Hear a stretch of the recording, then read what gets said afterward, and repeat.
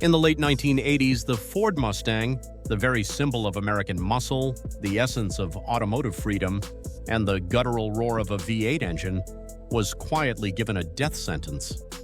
Its replacement wasn't just on the drawing board, it was already designed, engineered, and sitting on the assembly line, ready to kill the 60-year legacy of a legend.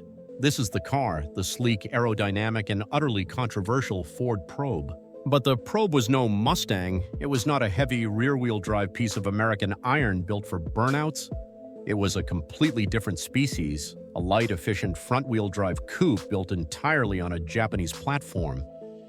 Its existence was the culmination of corporate fear, and the announcement of its arrival sparked a grassroots revolt so furious and immediate that it single-handedly saved the Mustang from extinction. The battle over the Probe wasn't about horsepower, it was about the soul of an American brand. The Mustang's planned demise was the result of profound corporate terror rooted deeply in the previous decade. The twin oil crises of the 1970s and the lingering shadow of high gas prices throughout the 80s had shattered Detroit's confidence in big, thirsty engines. Simultaneously, the U.S. government, through agencies like NHTSA, kept tightening CAFE, corporate average fuel economy standards. These standards forced automakers to constantly increase the average fuel efficiency of their entire vehicle fleet. The heavy, aging rear-wheel drive Fox body Mustang, with its V8 heritage and relatively low MPG numbers, was viewed by the corporate accountants at Ford as a dinosaur destined for extinction. It was an anchor dragging down the company's overall fuel economy averages and risking massive government fines. Management looked at the market and saw where the youth and profit were going, towards nimble, light, efficient Japanese imports like the Honda Prelude, Toyota Celica, and especially the cars coming from their new partner Mazda. These cars offered style, efficiency, and fantastic gas mileage.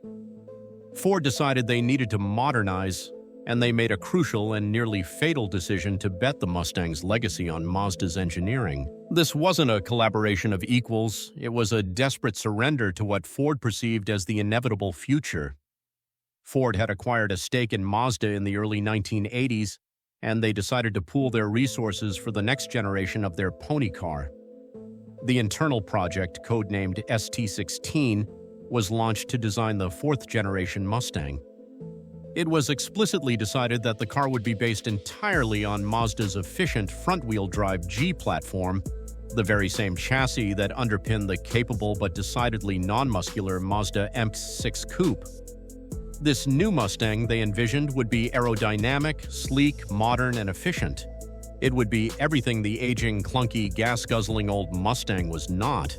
It was a complete departure from the past, a corporate reset button. From a purely engineering and financial standpoint, the decision was in many ways brilliant. Front-wheel drive, FWD, offered enormous advantages that thrilled the product planners. FWD is inherently cheaper to manufacture because the engine and transaxle form a single compact unit that can be easily dropped into the chassis. It allows for better interior space, a flat cabin floor because there is no drive shaft running to the rear, and superior packaging. Crucially, in the eyes of the consumer marketing team, FWD provided superior traction in snow and rain, solving one of the notorious weaknesses of the traditional Mustang. The car that was designed, which was designated to be the 1989 Mustang, was a technical marvel on paper. It offered a sophisticated, fully independent suspension on all four corners, four-wheel disc brakes, and the option of a powerful, economical 2.2-liter turbocharged four-cylinder engine. All features the ancient Fox body could only dream of having. The car was ready. The production lines in Flat Rock, Michigan, which were already used for the MX-6, were being converted to handle the new chassis. Ford management was confident they had done their homework, trading an outdated icon for a modernized, profitable, and efficient new hero. They had calculated the cost, the fuel economy, and the packaging efficiency, but they forgot to consider the one thing you can never engineer: passion. In the spring of 1987, the bombshell dropped. The plans leaked, and AutoWeek magazine published the sensational scoop, running a picture of the sleek, wedge-shaped car under the defiant headline, "Exclusive." the '89 Ford Mustang. The response was not just negative, it was immediate, visceral, and furious. It wasn't just a handful of grumpy purists complaining. It was a nationwide tidal wave of outrage. For the Mustang faithful, the rear-wheel drive layout, the ability to put down tire-shredding V8 torque, and the classic straight-line performance were not just features, they were the non-negotiable essence of the brand's identity. The idea of replacing the all-American V8 muscle car with a badge-engineered front-wheel drive Japanese coupe was viewed as an act of corporate sacrilege, a betrayal of everything the name Mustang represented since its inception in 1964. The purists, the enthusiasts, and the dedicated owners of Mustang clubs across the country mobilized. This was before the age of widespread email and social media. The revolt was orchestrated through sheer old-fashioned, noisy determination. Thousands upon thousands of letters, phone calls, and telegrams, actual physical correspondence flooded Ford's Dearborn headquarters in a volume that the company was completely unprepared for. People threatened boycotts. They threatened to switch to Chevrolet Camaros. The core demand was not subtle. A Mustang must be rear-wheel drive, and a Mustang must offer V8 power. The volume and intensity of the outrage were impossible to ignore. Ford brass, recognizing they faced a public relations disaster of monumental proportions that threatened the goodwill of millions of lifelong customers, had no choice but to back down. The decision was reversed.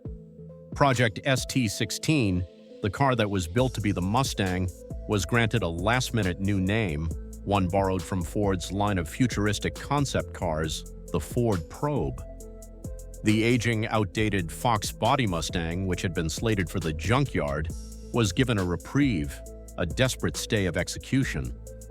Ford had been forced to listen. The life of the pony car, the icon of American muscle, was saved entirely by the people who loved it. And here lies the rich irony of the story. The Ford Probe was actually, by all objective technical metrics, a great car. When it launched for the 1989 model year as a standalone model, it was a critical and commercial success. Car and Driver immediately placed the Probe GT on its prestigious 10 Best Award list. It was sleek, handled beautifully thanks to that advanced independent suspension, and was everything a modern Japanese sport coupe competitor needed to be.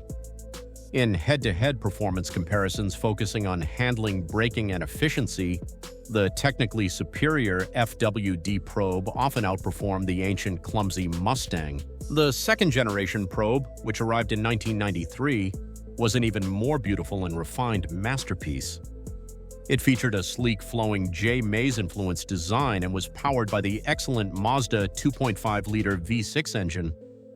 It was genuinely quick, highly praised by critics, and provided a far more sophisticated and engaging driving experience than almost anything else in its class. But the cultural and commercial damage was irreparable. The car was forever branded as the car that almost killed the Mustang, and the purists, the true believers in the RWD/V8 ethos, never truly embraced it. Sales, while good for a niche coupe, quickly faded. The Probe, unable to escape its own controversial origins, was quietly discontinued after the 1997 model year. The story of the Probe is the definitive tale of Ford learning a painful, fundamental lesson about brand loyalty. They tried to build the car the accountants and efficiency experts wanted, a vehicle that satisfied CA, FU requirements and maximized profit margins. The revolt from the base forced them to build the car the enthusiasts demanded. The Mustang, completely redesigned for 1994 on a completely new rear-wheel drive SN95 platform that maintained the essential cultural elements of its heritage, became a massive, triumphant hit and continues its legacy today. The Probe proved that you cannot abandon heritage for efficiency without a fight. The Mustang proved that an icon's fate is ultimately decided not by the corporate boardroom, but by the passionate people who drive it.